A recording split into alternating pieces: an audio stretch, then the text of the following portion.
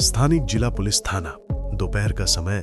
थाने में चाय की खुशबू और हल्की सी ऊब फैली हुई थी। कुछ सिपाही मोबाइल में व्यस्त थे, कुछ कागज पलट रहे थे। तभी दरवाजे से कांपती हुई आवाज सुनाई दी। साहब, मेरी मदद कीजिए।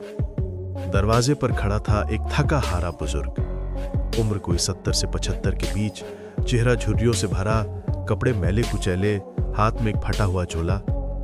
आंखों में थकान से ज्यादा कुछ और था, एक उम्मीद, या शायद आखिरी उम्मीद। अबे ओ बाबा, यहां भीख नहीं मिलती, निकलो बाहर। एक सिपाही ने झुंझला कर कहा। मैं भीख नहीं मांग रहा बेटा, मेरा सामान चोरी हो गया है, एक शिकायत दर्ज करानी है, बुजुर्ग ने धीमी पर साफ आवाज में कहा। सिपाही ने ठंडी नजर से देखा और फिर मुंह फेर लिया।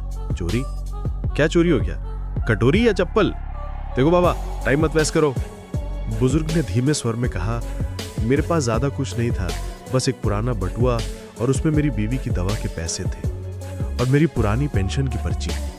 थाने में कोई हंस रहा था, कोई नजरें चुरा रहा था, लेकिन तभी अंदर के केबिन से किसी ने पूछा, क्या हुआ, बाहर कौन है? ये आवाज थी एसपी आदित्य प्रताप सिंह की। कड़क आवाज, आंखों में तेज और चेहरे पर अनुशासन की सख्ती, पर दिल का साफ, यही कहा जाता था उनके बारे में। सिपाही ने अनमने से जवाब दिया, कोई बूढ़ा आया है सर, चोरी का केस बताकर भीख मांग रहा है। अंदर से कोई फाइल पटकी गई। चोरी का मामला है तो सुनो, भीख मांगना और शिकायत करना दो अलग चीजें, भेजो उसे अंदर। बुजुर्ग कांपते हुए अंदर पहुंचा। एसपी साहब ने सामने देखा। उनकी निगाहें उस चेहरे पर जमी रही कुछ पल, कुछ ज्यादा ही लंबा। बैठिए बाबा, बताइए क्या हुआ। आवाज में सख्ती नहीं थी, एक अजीब सी नरमी थी। बुजुर्ग ने थैले से एक पुरानी फटी डायरी निकाली।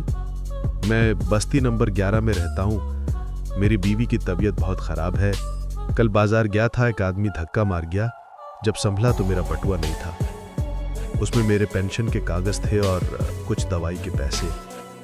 एसपी आदित्य की आंखें उस डायरी पर टिक गईं। वहीं एक पुराना नाम लिखा था, हरिनाथ। एसपी की सांस एक पल को रुक गई। क्या नाम बताया आपने? उन्होंने धीरे से पूछा। हरिनाथ सिंह, बुजुर्ग ने जवाब दिया। एसपी की उंगलियां को धीमे धीमे मेज पर थिरकने लगी। बाबा, आपकी बाजू पर यह निशान कैसा है? उन्होंने इशारा किया। बुजुर्ग ने आहिस्ता से बाजू पर की। एक पुराना जला हुआ निशान, कुछ वैसा ही जैसा एएसपी आदित्य ने अपने बचपन में देखा था अपने पिता के हाथ पर। आपका कोई बेटा है बाबा? एसपी ने सवाल किया, गले में कुछ अटका हुआ सा। बुजुर्ग ने मुस्कुराने की कोशिश की, फिर थक कर बोला, था बहुत साल पहले एक रेल दुर्घटना में हम बिछड़ गए थे। आदित्य के सीपी की आंखों में नमी उतर आई। कमरे में सन्नाटा फैल गया। वो अपनी जगह से उठे, धीरे धीरे आगे बढ़े और सामने झुककर पूछा, बाबा, आप मुझे पहचानते हैं? बुजुर्ग ने झुककर देखा, फिर जैसे समय की परतें खुलने लगी। चेहरे का तेज, वो नजरें और वो नाम, आदित्य। आवाज कांप रही थी और साथ ही कमरे की दीवारें भी। थाने के भीतर वो पल जैसे थम सा गया था। एसपी आदित्य की आंखें अब नमी से भरी थी, लेकिन वो सख्त चेहरा जो जिले भर में डर और इज्जत दोनों का प्रतीक था, अब थरथराने लगा था। बाबा, आप ही हो ना हरिनाथ सिंह, मेरा बाबा? बुजुर्ग की आंखें पल भर के लिए खुली की खुली रह गईं। वो आदित्य की आंखों में देख रहे थे, जैसे किसी भूले बिसरे सपने को पहचानने की कोशिश कर रहे हो। तू मेरा आदित्य है? उसकी कांपती आवाज में भरोसे और डर का अजीब मिश्रण था। एसपी ने आगे बढ़कर धीरे से उनके हाथ थाम लिए।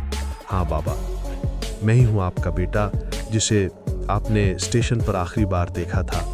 बुजुर्ग का शरीर कांपने लगा, उनकी आंखों से आंसू बहने लगे, होंठ हिल रहे थे पर शब्द नहीं निकल रहे थे। एक पल के लिए वो फर्श पर ही बैठ गए और एसपी भी घुटनों के बल नीचे आ गया।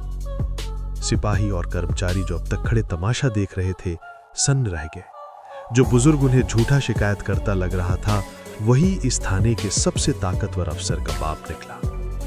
लेकिन बाबा, आप कहां चले गए थे? उस रात के बाद आप कभी नहीं मिले। आदित्य की आवाज टूट रही थी। हरिनाथ ने धीरे धीरे जवाब दिया, वो रेल हादसे की रात मैं तुम्हें ढूंढता रहा बेटा, लेकिन भगदड़ में सब बिछड़ गए और फिर मैं घायल हो गया, अस्पताल में महीनों रहा, फिर समझा कि शायद तू नहीं रहा। मैं रहा बाबा, मैं जिंदा रहा। एक अनाथालय में पहुंचा, तुम्हें ढूंढता रहा, बड़े होकर आईपीएस बना, सोचा अगर कभी कोई सुराग मिलेगा तो, लेकिन तुम्हारा नाम शहर सब खो गया था। एसपी की आवाज भी अब बह रही थी।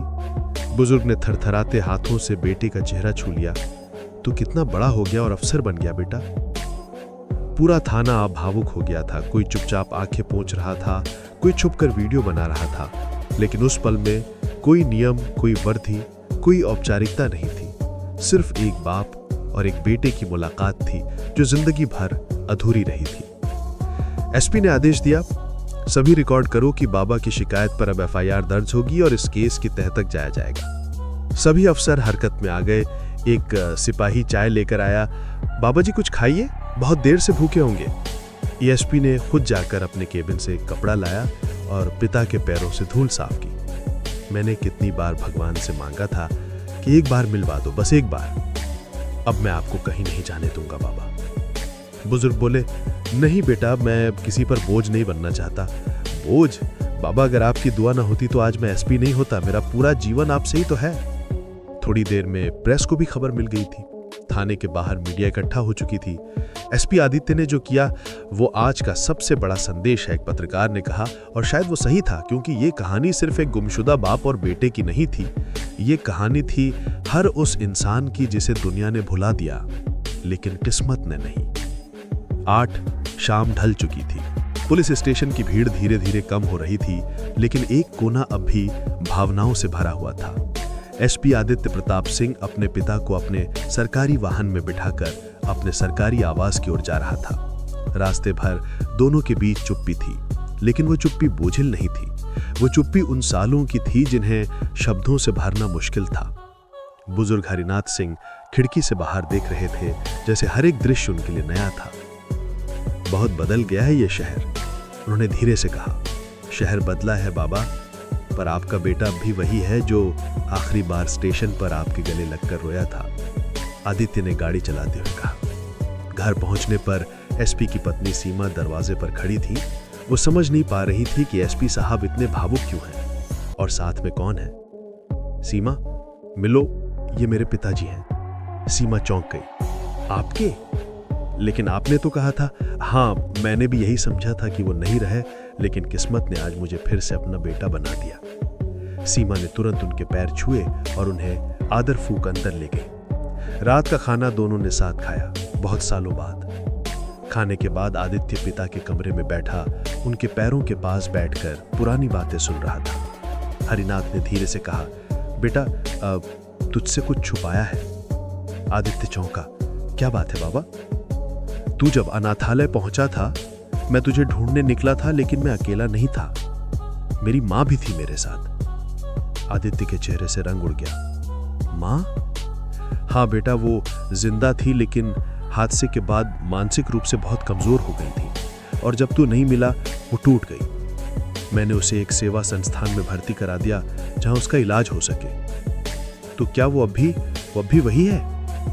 अब तक मैं हर महीने जाकर मिलता था, पर पिछले महीने मेरी जेब कट गई, दवाई के पैसे भी चले गए, तभी शिकायत दर्ज कराने गया था। एसपी आदित्य खड़ा हो गया। मैं अभी चलूंगा बाबा, मां को लेकर आऊंगा मैं। अब कोई अधूरा रिश्ता नहीं छोड़ना चाहता। बुजुर्ग की आंखें आंसुओं से निकल पड़े। आज तू वाकई बड़ा अफसर ही नहीं, बड़ा बेटा भी बन गया है। कुछ घंटों बाद एसपी की गाड़ी शहर के एक सेवा आश्रम में रुकी। वहां एक कोने में एक बुजुर्ग महिला बैठी थी। सफेद बाल, शांत चेहरा, खुई सी निगाहें। एसपी धीरे धीरे उनके पास गया। मां, आवाज में कांपन पर अपनापन भी। महिला ने पलटकर देखा। कई सालों की धुंध जैसे छटने लगी। आदित्य? उसकी आंखें पहली बार चमकी। एसपी आदित्य ने झुककर उनका हाथ थामा और बोला, हाँ मां, मैं आ गया हूं, आपका बेटा।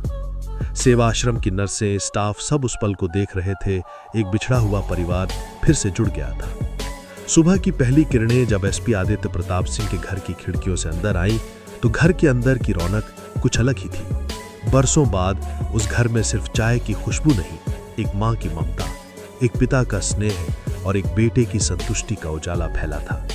आदित्य ने दोनों के पैर छूकर आशीर्वाद लिया और कहा, अब मैं अकेला नहीं हूं, अब मेरा घर है, मेरा परिवार है।